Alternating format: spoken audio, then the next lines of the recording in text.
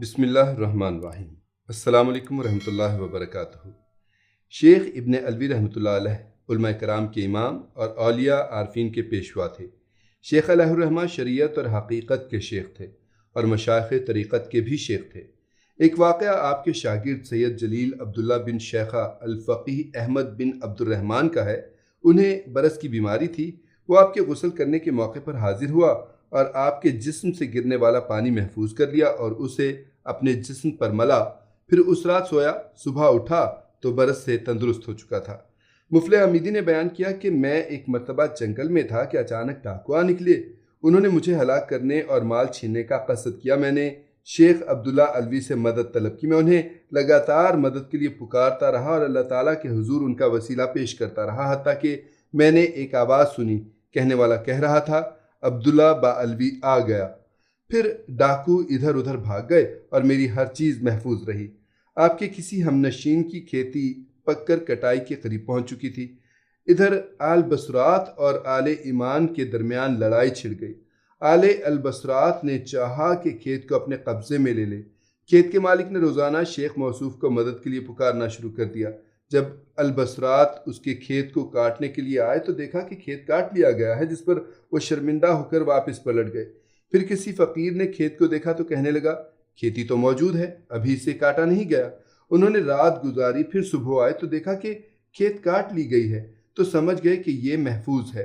शेख मौसूफ ने 731 हिजरी में 93 साल की उम्र में विसाल फरमाया।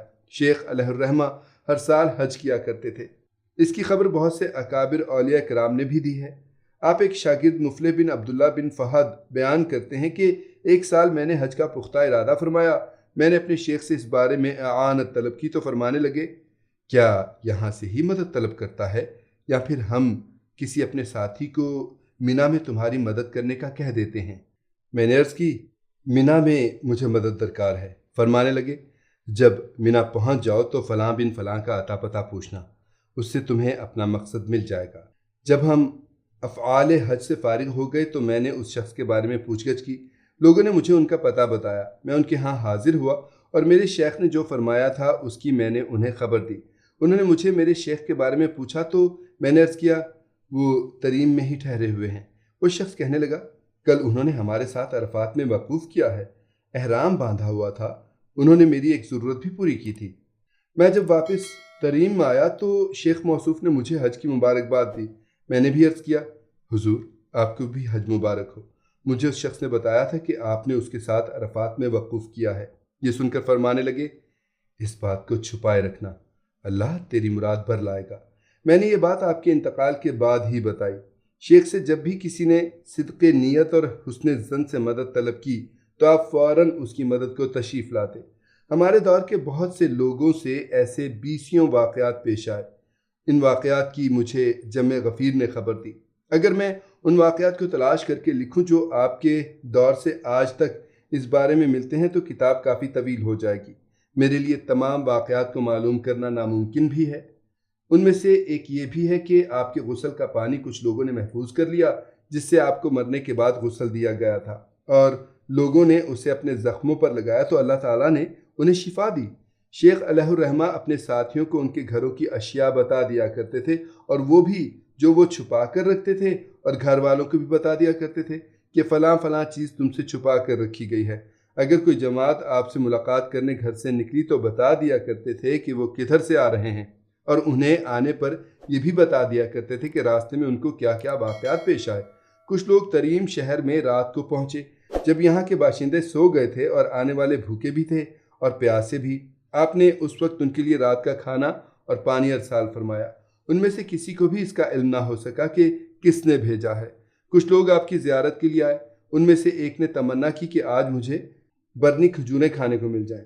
दूसरे ने ख्वाहिश की कि मुझे रोटी मिल जाए। जब ये लोग आपके पास पहुँचे तो दस्तरखान पर उनकी ख्वाहिशात के मुताबिक खाने की अशिया चुनी गई थीं। आपसे एक किसान ने कुछ दिरहम और बीज बतौर कर्ज लिए और वादा किया कि फसल की कटाई पर वापस कर देगा। जब फसल काट ली तो वो शख्स तरीम से इरादा सफ़र करके कहीं चला गया और शेख मौसूफ को कुछ भी वापस ना किया। जब शेख को इसके सफ़र करने का इल्म हुआ तो फरमाने लगे, जिस शहर का इरादा करके सफ़र पर गया है वहाँ कभी भी पहुँच ना सकेगा। شیخ علیہ الرحمہ کا معمول تھا کہ جب اپنے ساتھیوں میں سے کسی سے ملنا چاہتے جو دور دراز شہروں میں رہتے تو آپ حاضرین میں سے کسی کو فرماتے فلاں کا نام لے کر آواز دو، چنانچہ اس آواز کو وہ شخص جہاں بھی ہوتا سنتا۔ اس قسم کا ایک واقعہ آپ کے خادم نے بتایا۔ آپ کے خادم کہتے کہ میں آپ کے ساتھ ایک سفر میں شریک تھا۔ جب آپ حبوطہ کے مقام پر پہنچے تو آپ نے مجھے حکم دیا کہ کسی ٹیلے پر یا بلند جگہ پر چڑھ جاؤ اور آواز دو، الشیخ عمر باوزیر، 3 مرتبہ اس نام کی آواز لگانا۔ شیخ عمر اس وقت فیل نامی شہر میں تھے، چنانچہ میں نے آپ کے حکم کی تعمیل کی۔ 30 مرتبہ آواز دینے کے بعد میں نے شیخ عمر باوزیر کو کہتے سنا لبیک، میں حاضر ہوتا ہوں۔ پھر میں نے دیکھا کہ سامنے سے کپڑے کھینچتے ہوئے وہ جلد جلد چلتے آ رہے ہیں۔ آ کر بیٹھ گئے اور دونوں حضرات باہم گفتگو میں مصروف ہو گئے۔ میں ان سے ذرا دور ہٹ کر بیٹھا رہا، مجھے ان کی گفتگو کا کوئی علم نہ ہو سکا۔ پھر مغرب کا وقت ہو گیا، دونوں نے وضو کیا اور نماز ادا فرمائی اور ایک دوسرے کو الوداع کہا۔ شیخ عمر باوزیر اپنے شہر کو روانہ ہو گئے اور شیخ عبداللہ موصوف نے مجھے فرمایا یہ میری زندگی میں کسی کو مت بتانا۔ میں نے آپ کے وصال کے بعد یہ واقعہ بیان کیا۔ شیخ کی ایک کرامت یہ بیان کی گئی ہے کہ آپ نے مکہ مکرمہ میں ایک شرابی کو شراب پینے سے روکا تو اس نے آپ سے عرض کی میں درزیوں کا کام کرتا ہوں اور شراب پی کر میں اپنے پیشے میں مدد لیتا ہوں، یعنی اس کے نشے میں بہت سا کام کر لیتا ہوں۔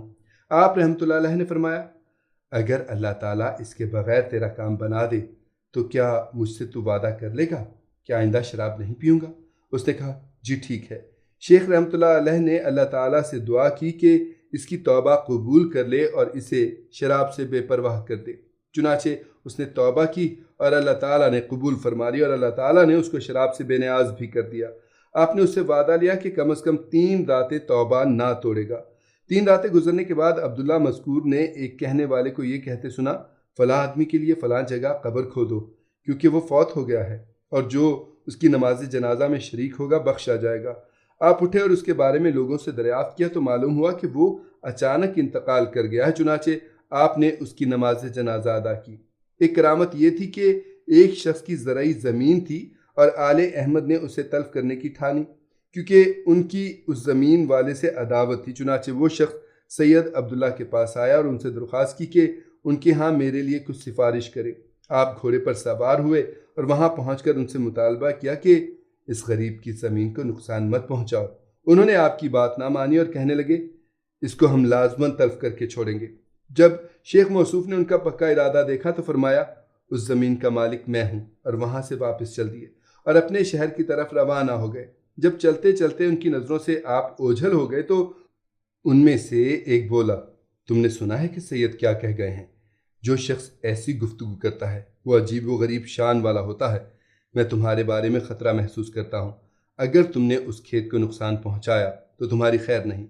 ہاں ایک آزمائش کر لیتے ہیں، وہ یہ ہے کہ کسی گھوڑے وغیرہ جانور کو اس کھیت میں چرنے کے لیے چھوڑ دو۔ اگر اسے کچھ نقصان پہنچا تو کھیت کے تم نزدیک بھی نہ جانا، اور اگر وہ ٹھیک ٹھاک چرتا رہا تو پھر تم اپنا کام سر انجام دے سکتے ہو۔ انہوں نے اس کی رائے اور مشورے کو درست اور صواب جانا۔ کھیت میں ایک جانور بھیجا۔ جب اس نے اس کھیت میں سے کچھ کھایا تو فوراً مر گیا۔ چنانچہ یہ لوگ واپس آ گئے اور کھیت کو تلف کرنے سے رک گئے۔ احمد بن نعمان کے پاس ایک عمدہ نسل کا گھوڑا تھا۔ وہ اسے بیچنے کی غرض سے شہر کی طرف گیا کیونکہ ان دنوں مویشیوں کی خرید و فروخت ہوتی تھی۔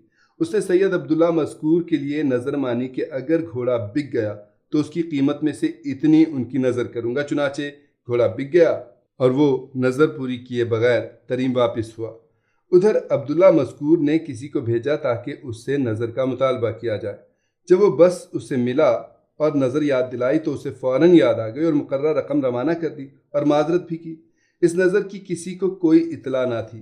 یوں ہی ایک واقعہ بن غیلان کے ساتھ بھی پیش آیا۔ اس کا ایک گھوڑا تھا جسے لے کر مسفار روانہ ہوئے اور سید مذکور کی نظر مانی کہ اگر یہ گھوڑا میری مطلوبہ قیمت کا فروخت ہو گیا تو میں شیخ موصوف کو سوسی کپڑا بطور نذرانہ پیش کروں گا۔ چنانچہ گھوڑا مطلوبہ قیمت پر بک گیا۔ جب یہ شخص واپس تریم آیا تو شیخ موصوف نے اس سے سوسی کپڑا طلب کیا۔ اس نے انکار کر دیا اور کہنے لگا میں نے کسی کا کچھ بھی نہیں دینا۔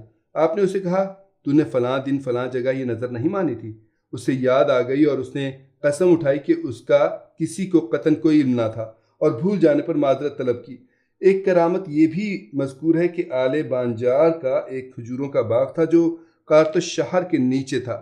آل کثیر اس باغ کی کھجوروں کے پھل مفت میں لوٹ لیا کرتے تھے۔ پھر آل بانجار نے باغ کا چوتھائی حصہ سید موصوف کے لیے نظر مان لیا۔ اب جب کہ اس کا پھل پکا تو آل کثیر ڈر گئے، کیونکہ اس کا چوتھائی حصہ سید کی نظر کر دیا گیا تھا۔ ان میں سے کسی جاہل نے یہ تجویز پیش کی کہ بطور آزمائش میں اس کی کھجوریں کھاتا ہوں، اگر مجھے کوئی نقصان پہنچا تو تم اپنا ارادہ ترک کر دینا، ورنہ جو ہم کرتے ہیں کریں گے۔ اس لیے ابھی چند کھجوریں ہی کھائی ہوں گی کہ مر کر زمین پر آ پڑا، جسے دیکھ کر ان سب نے ارادہ ترک کر دیا۔